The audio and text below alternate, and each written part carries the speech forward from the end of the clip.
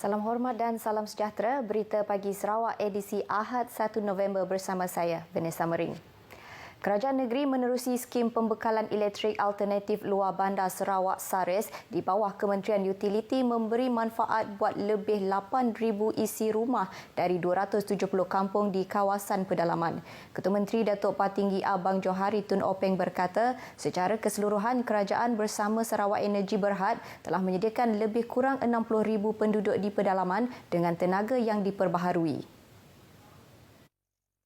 Datuk Patinggi Abang Johari Tun Openg berkata sejak SARES diperkenalkan pada 2016, lebih daripada 20,000 penduduk terdiri daripada 2,500 isi rumah di 51 kampung di Telangusan telah pun mempunyai bekalan elektrik. Tambah beliau, menjelang penghujung tahun 2021, Telangusan akan menerima bekalan elektrik sepenuhnya apabila sistem tenaga solar dipasang di 21 kampung lagi dalam kawasan berkenaan.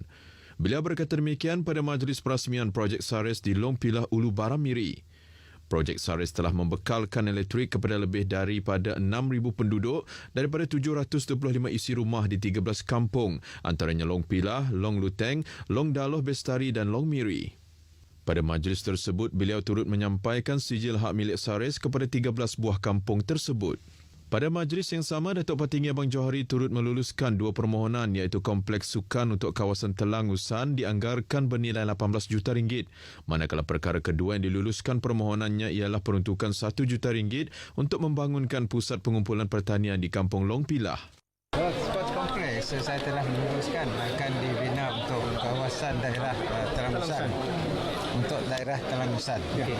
Dan YB dengan pihak Kementerian Belia dan Sukan akan mengenal pasti tempat untuk daerah Telangusan yang berharga mengikut YB 15 juta. Kita akan bangunkan. Yang satu lagi ialah apa yang dipohonkan di dalam surat tadi yang disebut master plan Kampung Long Pilah 8 juta. Yang dua itu kita luluskan akan dibangunkan selepas ini. Sementara itu, penduduk Kampung Long Pilah yang ditemui pemberita sangat berpuas hati dan berterima kasih dengan Kerajaan Sarawak dengan kemudahan elektrik di bawah SARES. Kami ucapkan terima kasih kepada GPS Kerajaan Sarawak kerana memberikan kampung kami SARES. Saya faham SARES di Long Pilah adalah yang terbesar di Sarawak. So everybody is happy. Di mana sebelum ini kami memang terbeban dengan harga minyak yang begitu mahal. So setidak-tidaknya apabila ada SARES, kos untuk minyak tu dia lebih ringan. Perjuangan menentang pandemik COVID-19 di negeri ini masih memerlukan kerjasama dan sokongan daripada semua pihak. Timbalan Ketua Menteri yang juga pengerusi Jawatankuasa Pengurusan Bencana JPBN Sarawak, Datuk Ahmad Douglas Ugah Embas yakin penularan COVID-19 dapat dikawal prosedur operasi standard SOP dipatuhi. Ini dibuktikan menerusi bilangan kes yang pernah direkodkan di Sarawak sebelum ini hanya mencatatkan tiada kes atau satu digit sahaja dan baru-baru ini kes mula meningkat selepas diadakan pilihan raya di Sabah.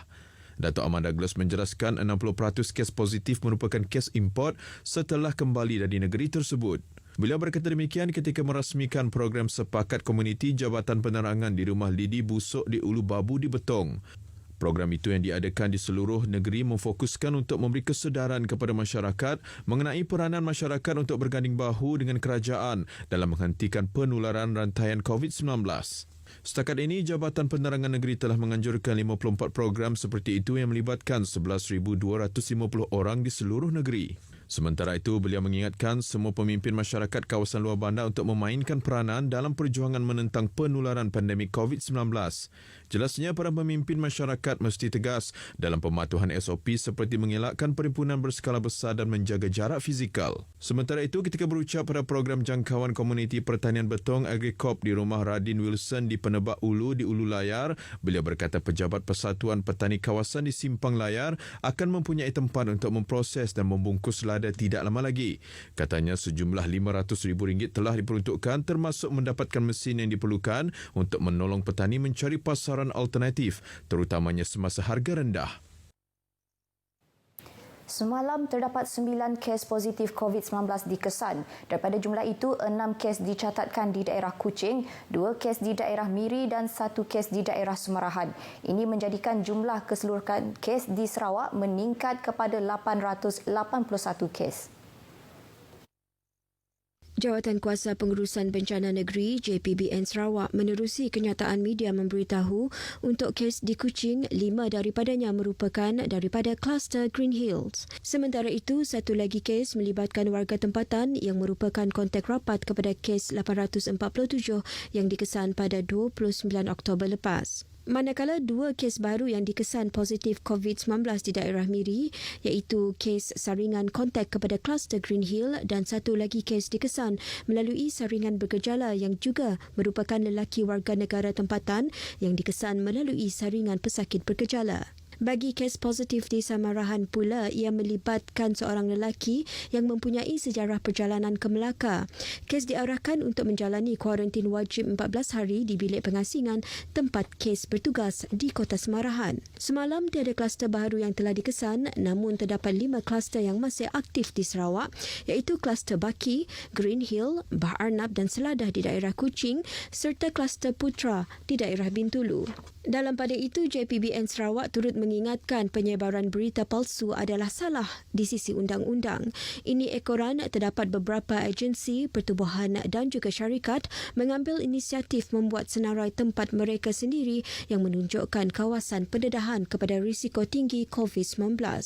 JPBN Sarawak ingin menjelaskan bahawa JPBN tiada mengeluarkan senarai tersebut. Program pembangunan belia yang melibatkan acara sukan dan hiburan di Sarawak tidak harus terhenti sepenuhnya walaupun berdepan dengan ancaman penularan COVID-19.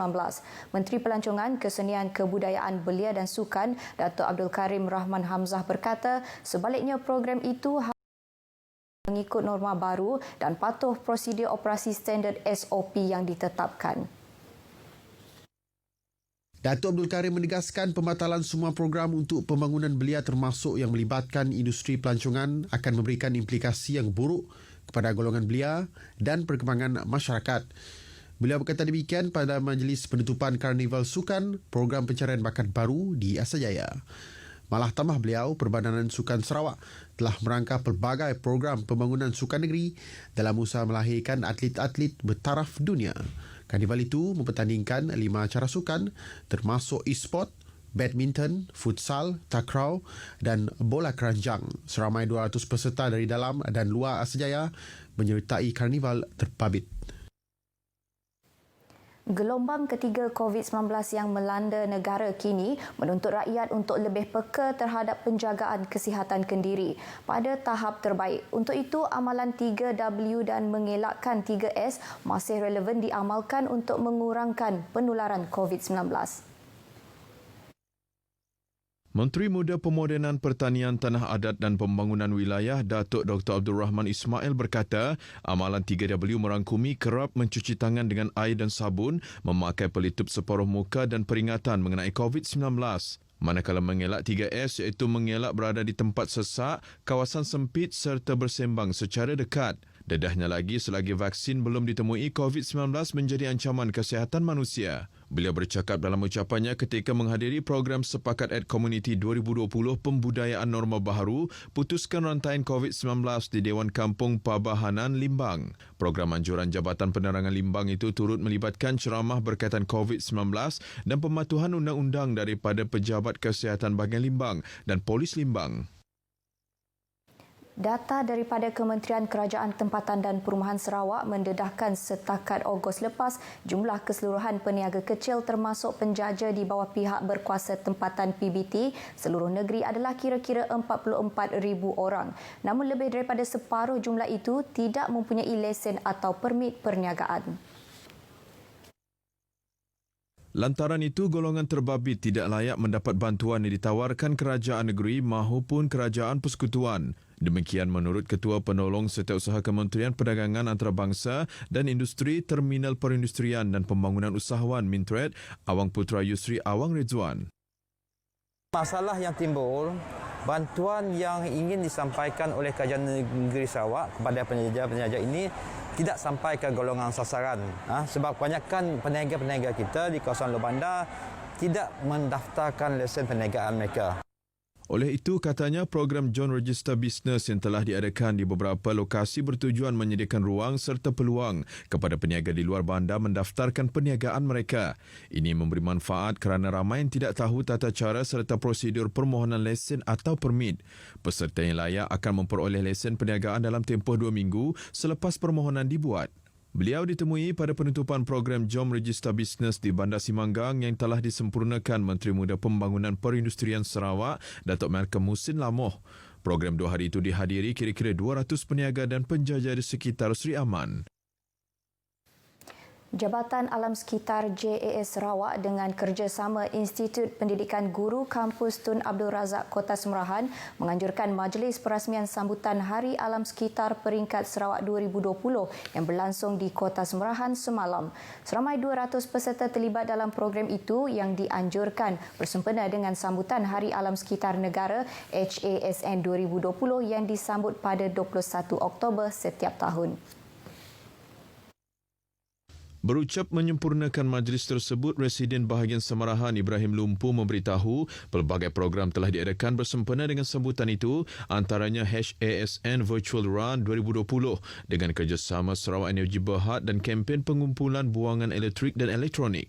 Jelasnya kesemua usaha tersebut bertujuan untuk meningkatkan kesedaran orang awam terhadap pentingnya aspek penjagaan alam sekitar dalam kehidupan seharian selain memupuk semangat cinta pada alam sekitar yang bersih. Sekian berita pagi Sarawak. Isi masa dengan aktiviti bermanfaat di rumah, elakkan keluar untuk urusan yang kurang penting.